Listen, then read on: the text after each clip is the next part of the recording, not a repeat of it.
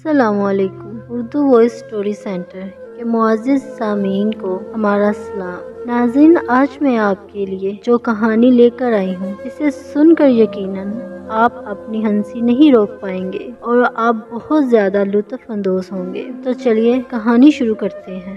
کسی گاؤں میں ایک کسان رہتا تھا۔ وہ سارا دن اپنے کھیت میں کام کرتا اور مشکل سے اتنا کما پاتا کہ 2 وقت کا کھانا کھا سکے۔ وہ خود بھی بہت سیدھا سادہ تھا، مگر اس کو جو بیوی ملی وہ حد درجہ بیوقوف تھی۔ ان کی شادی کو کچھ زیادہ عرصہ نہیں گزرا تھا۔ ایک دن صبح سویرے جب کسان کھیتوں پر جانے کو تیار ہوا تو اپنی بیوی سے کہنے لگا، آج کھیت میں سارا دن ہل چلانا پڑے گا، جس سے بہت تھکاوٹ ہو جائے گی اور بھوک بھی بہت لگے گی، اس لیے تم میری واپسی تک اچھا اور لذیذ کھانا بنا کر رکھنا، اور ساتھ 1 گلاس سرکہ بھی جو میں پچھلے سال خرید کر لایا تھا۔ یہ کہہ کر وہ اپنے کام پر چلا گیا۔ جب کسان کی واپسی کا وقت قریب آیا تو بیوی نے کھانا تیار کرنا شروع کیا۔ اپنے شوہر کو خوش کرنے کے لیے اس نے گوشت کا ایک ٹکڑا لیا اور اسے آگ پر بھوننا شروع کیا۔ جب وہ پکنے کے قریب ہوا اور اس کی خوشبو آنے لگی تو اس نے سوچا کہ کھانا تو بس چند لمحوں میں تیار ہے۔ اب میں کوٹری میں جاؤں اور وہاں سرکے کے ڈرم سے ایک پیالہ سے بھر کر سرکہ نکال لاؤں۔ یہ سوچ کر اس نے گوشت کو وہیں چھوڑا اور خود ایک جگ لے کر کمرے میں چلی گئی اور سرکے کے ڈرم کی ٹوٹی کھول کر جگ اس کے نیچے رکھ دیا اور اس کو بھرتا ہوا دیکھنے لگی۔ اچانک اس کو یاد آیا کہ کتا تو باہر کھلا گھوم رہا ہے، کہیں وہ گوشت ہی نہ کھا جائے۔ یہ سوچتے ہی وہ بھاگتی ہوئی وہاں سے نکلی اور باورچی خانے کی طرف لپکی۔ اس نے دیکھا کہ اس کا خدشہ درست تھا، گوشت کا ٹکڑا واقعی کتے کے منہ میں تھا اور وہ باہر کی طرف بھاگ رہا تھا۔ وہ کتے کو مارنے کے لیے اس کے پیچھے بھاگی تو وہ جنگل کی طرف دوڑا۔ کسان کی بیوی بھی اس کے پیچھے پیچھے تھی، مگر کتے کی رفتار اس سے زیادہ تیز تھی۔ وہ گوشت کا ٹکڑا لے کر جنگل میں غائب ہو گیا۔ تھک ہار کر مایوس و نامید وہ افسردہ سی گھر واپس آ گئی۔ اس قدر بھاگ دوڑ سے وہ بری طرح تھک چکی تھی، اس لیے کچھ دیر چارپائی پر لیٹ کر اپنا سانس بحال کرتی رہی۔ اس دوران سرکے کے ڈرم کی ٹوٹی کھلی رہی اور جگ بھرتا رہا۔ جگ پوری طرح بھر گیا تو سرکہ اس کے کناروں سے اس وقت تک باہر گرتا رہا جب تک ڈرم پوری طرح خالی نہیں ہو گیا۔ کچھ دیر دم لینے کے بعد جب کسان کی بیوی کو سرکے کے ڈرم کا خیال آیا تو وہ ایک دم اٹھی اور کوٹری کی طرف بھاگی، مگر اس وقت تک ڈرم پوری طرح خالی ہو چکا تھا۔ یہ سب دیکھ کر وہ ہنسی ہو گئی کہ اب کیا ہوگا؟ جب یہ سب شوہر کو پتہ چلے گا تو وہ بہت ناراض ہوگا۔ پریشانی کے عالم میں وہ وہاں کھڑی رہی، یہ سب دیکھتی رہی کہ اب کیا کریں۔ اچانک اس کی نظر آٹے کی ایک بہت بڑی بوری پر پڑی جو اس کا شوہر چند پہلے ہی چکی سے خرید کر لایا تھا۔ یہ بوری دیکھتے ہی اس کے سیدھے سادے ذہن میں ایک ترکیب آئی کہ اگر وہ یہ آٹا فرش پر بکھیر دے تو وہ یہ سارا سرکہ جذب کر لے گا اور فرش اچھی طرح صاف ہو جائے گا۔ اس قدر شاندار ترکیب سوچنے پر اس نے دل ہی دل میں اپنے آپ کو شاباشی دی اور بوری کھول کر آٹا فرش پر بکھیرنے لگی۔ اس دوران بے دہانی میں اس کا پاؤں سرکے سے بھرے اس جگ سے ٹکرایا جو ڈرم کے نیچے پڑا تھا۔ جگ بھی الٹ گیا تو اس کے اندر کا سارا سرکہ بھی بہہ گیا۔ وہ مزید پریشان ہو گئی اور اس نے باقی کا سارا آٹا بھی فرش پر بکھیر دیا اور سوچنے لگی کہ اب یہ سب ٹھیک ہو جائے گا۔ کسان گھر لوٹا تو اسے شدید بھوک لگ رہی تھی۔ اس نے آتے ہی پوچھا، آج کھانے میں کیا پکا ہے؟ بیوی منہ بسوڑ کر بتانے لگی، میں نے آگ پر تمہارے لیے مزیدار گوشت بھونا تھا، مگر کتا لے کر بھاگ گیا۔ جب میں اس کو مارنے بھاگی تو سارا سرکہ بہہ گیا۔ اب میں نے آٹے کی مدد سے کمرے کا سارا فرش صاف کر دیا ہے اور اب وہ کمرہ صاف ستھرا ہے، تمہیں پریشان ہونے کی ضرورت نہیں ہے۔ اس کی بات سن کر کسان نے اپنا سر پیٹ لیا اور پریشان ہو کر کہنے لگا، او بے وقوف عورت، تم نے یہ سب کیا کر دیا؟ تم نے گوشت کو چولہے پر کیوں چھوڑ دیا اور پھر سرکے کے ڈرم کی ٹوٹی کو بھی کھلا چھوڑ دیا؟ چلو وہ تو ہوا، تم نے تو سارے آٹے کا بھی ستیہ ناش کر دیا۔ اس کی بات سن کر بیوی بھی تیز لہجے میں بولی، اب میں کیا کروں؟ یہ سب کچھ تو تمہیں پہلے بتانا چاہیے تھا نا کہ کیا غلط ہے اور کیا صحیح۔ کسان جانتا تھا کہ اس کی بیوی کم عقل ہے، لہٰذا اس کے ساتھ جھگڑا مناسب نہیں۔ اس نے سوچا کہ مجھے خود ہی اس کا خیال رکھنا ہوگا۔ یہ سوچ کر وہ چپ رہا۔ اس دن انہوں نے آلو ابال کر کھائے اور پیٹ بھرا۔ کچھ دن ایسے ہی گزر گئے اور کوئی خاص واقعہ پیش نہ آیا۔ کسان بھی اب خاص محتاط ہو گیا تھا اور باہر جانے سے پہلے سب کچھ اپنی بیوی کو سمجھا کر ہدایت کر جاتا۔ ایک دن کسان نے اپنے کھیت کے ایک طرف اگا ہوا پرانا درخت کاٹا تو جڑ میں اسے سونے کے کچھ سکے ملے۔ وہ خوش تھا کہ اب ضرورت کے وقت ان کو استعمال کر لے گا اور کوئی پریشانی نہیں ہوگی۔ اس نے سوچا کہ سونے کے ان سکوں کو کسی جگہ چھپا کر رکھ دے، مگر اس کی بیوی کی طرف سے بھی خطرہ تھا کہ کہیں وہ ان کا راز نہ کہیں کھول دے۔ وہ یہ سوچ کر بیوی سے کہ دیکھو یہ میرے پاس پیلے رنگ کے کچھ بٹن ہیں، ان کو ایک ڈبے میں ڈال کر صحن میں دبا رہا ہوں، تم نہ تو ان کے قریب جاؤ گی نہ ان کو چھوؤ گی۔ ٹھیک ہے، جیسا تم کہتے ہو میں ویسا ہی کروں گی، میں ان کو وہاں سے نکالوں گی اور نہ ہی ان کو چھوؤں گی۔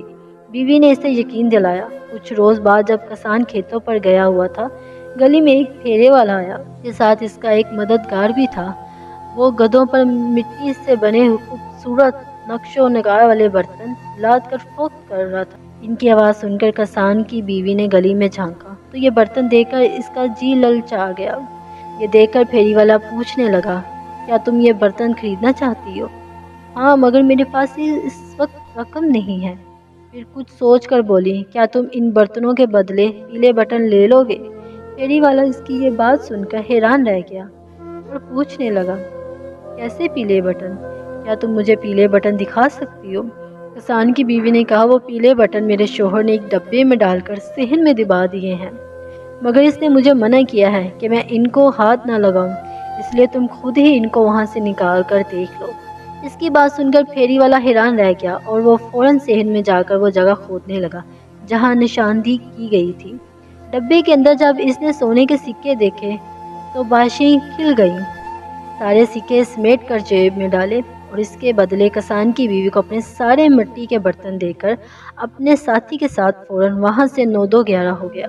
وہ سمجھ گیا کہ یہ عورت اعلیٰ درجے کی احمق ہے، جسے پیلے بٹنوں اور سونے کے سکوں میں فرق بھی معلوم نہیں۔ دوسری طرف کسان کی بیوی یہ سارے برتن حاصل کر کے بہت خوش تھی۔ وہ سمجھ رہی تھی کہ اس نے پھیری والے کو لوٹ لیا ہے اور چند پیلے بٹنوں کے بدلے اتنے سارے برتن خرید لیے ہیں۔ خوشی خوشی اس نے وہ سارے برتن گھر میں ادھر ادھر سجا دیے۔ تھوڑی دیر بعد جب کسان دوپہر کا کھانا کھانے کے لیے آیا تو گھر میں اتنے سارے نئے برتن رکھے ہوئے دیکھ کر چونک گیا اور حیرت سے پوچھا، ارے یہ سب برتن کہاں سے آئے؟ بیوی نے مسکراتے ہوئے بتایا، دیکھو کتنے خوبصورت برتن ہیں، یہ سب میں نے تمہارے ان فضول پیلے بٹنوں کے بدلے خریدے ہیں۔ کیا؟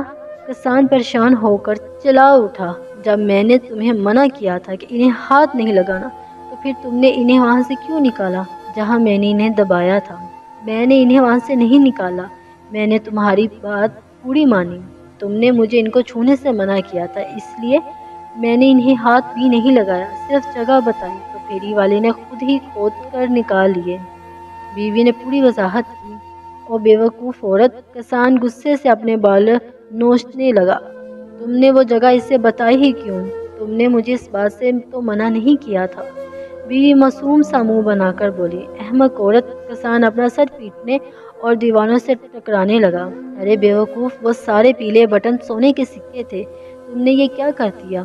یہ تو تمہیں پہلے بتانا چاہیے تھا نا، اب یہ تمہاری غلطی ہے، وہ منہ بنا کر بولی۔ کسان کچھ دیر غصے میں چلاتا رہا اور اس دوران بیوی کھڑی منہ بسوڑتی رہی۔ پھر شوہر سے کہا، میرا خیال ہے ہم وہ سونے کے سکے اب بھی واپس لے سکتے ہیں، وہ دونوں ابھی زیادہ دور نہیں گئے ہوں گے، آؤ ان کے پیچھے چلتے ہیں۔ بیوی کی بات سن کر کسان بھی کچھ سوچنے لگا، پھر بولا، ہاں ہم کوشش تو کر ہی سکتے ہیں، مگر اپنے ساتھ کچھ لڈو ضرور لے لینا تاکہ اگر راستے میں بھوک لگ جائے تو ہم وہ کھا لیں گے۔ بیوی نے ایک ٹوکری میں 2 لڈو رکھ لیے اور دونوں گھر سے نکل کر اس طرف چل پڑے جس طرف پھیری والا گیا تھا۔ وہ راستے جنگل کی طرف آتا تھا۔ کسان تیز چل رہا تھا، مگر اس کی بیوی کی رفتار دھیمی تھی، اس لیے وہ بار بار پیچھے رہ جاتی۔ कसान इसे तेज चलने का इशारा करता, मगर इसने सोचा अगर पीछे रह भी जाऊं तो कोई मसला नहीं, इसलिए कि जब हम घर वापस जाने के लिए मुड़ेंगे तो मुझे शोहर की निस्बत कम फासला तय करना पड़ेगा। इसी तरह चलते चलते बीवी शोहर से काफ़ी पीछे रह गई।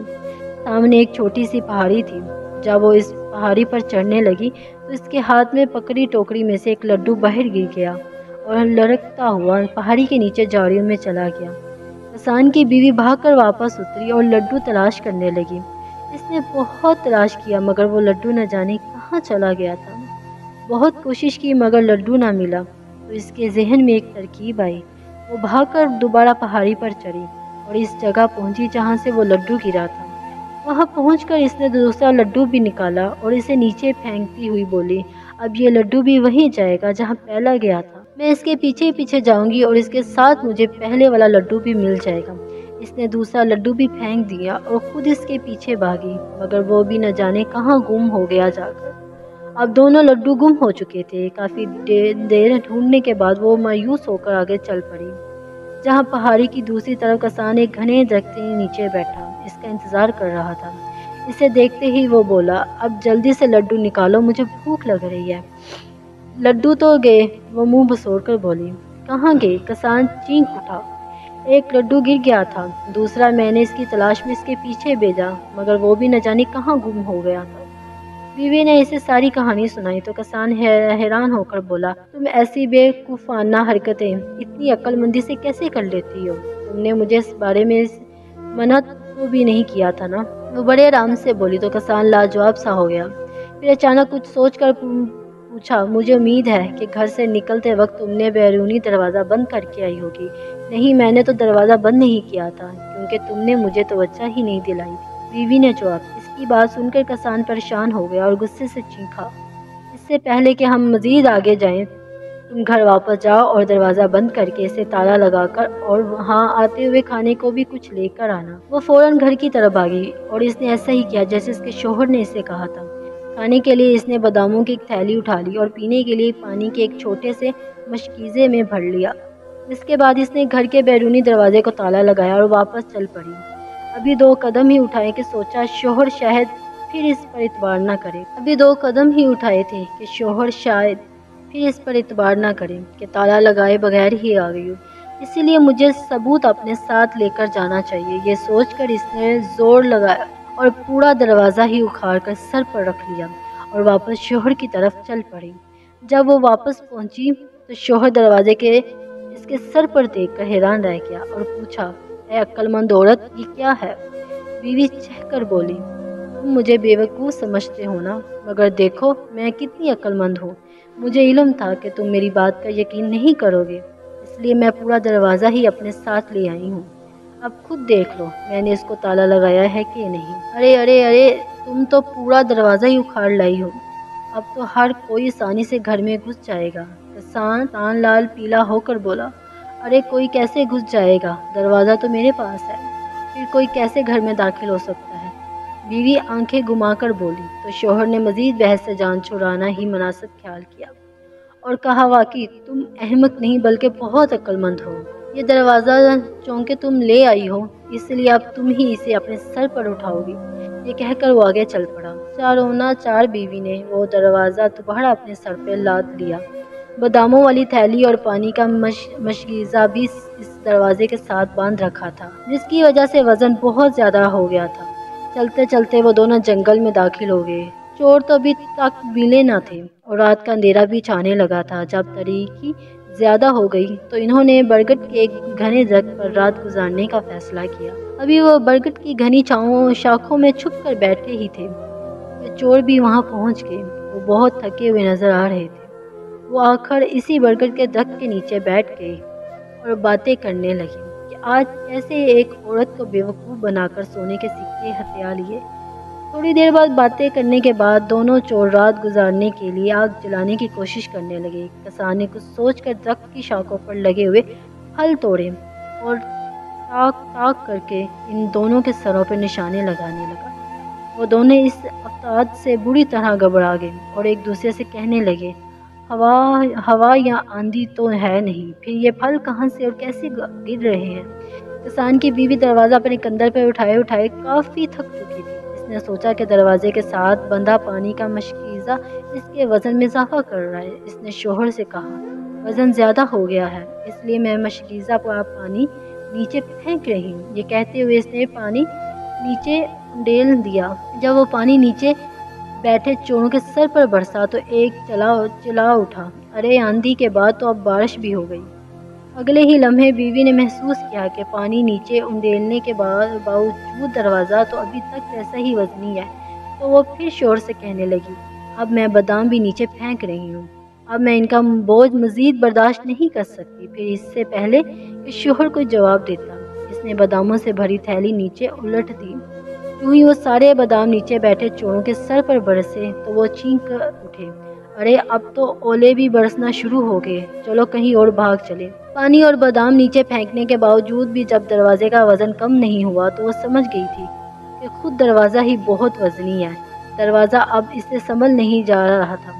वो इसके हाथ से फिसलने लगा तो शोहर से कहने लगी, लो जी अब दरवाज़ा भी चला। ये कहते हुए इसने दरवाज़ा छोड़ दिया। वो सीधा जाकर चोर के ऊपर गिरा। अरे मर गए, वो एक साथ चिल्लाए और फिर ये देखे बगैर कि क्या चीज़ सर पर गिरी है, सर पर पाँव रख कर भागे और कहते जा रहे थे, पहले आंधी आई, फिर बारिश हुई, फिर ओले बरसे और तो आसमान ही सर पर आ पड़ा है। भागते हुए चोर अपना सारा सामान वहीं छोड़ गए। इनको भागता देखकर किसान और इसकी बीवी धक से नीचे उतर आए। चोरों के सामान से इनको अपने सोने के सारे सिक्के वापस मिल गए। इन्होंने चोरों का सारा सामान उठाया और घर की तरफ वापस चले गए। उम्मीद करती हूँ आपको कहानी पसंद आई होगी। प्लीज़ वीडियो को लाइक करें और चैनल को सब्सक्राइब करें। मिलती हूँ अगली कहानी के साथ। इजाज़त दीजिए। अल्लाह हाफ़िज़।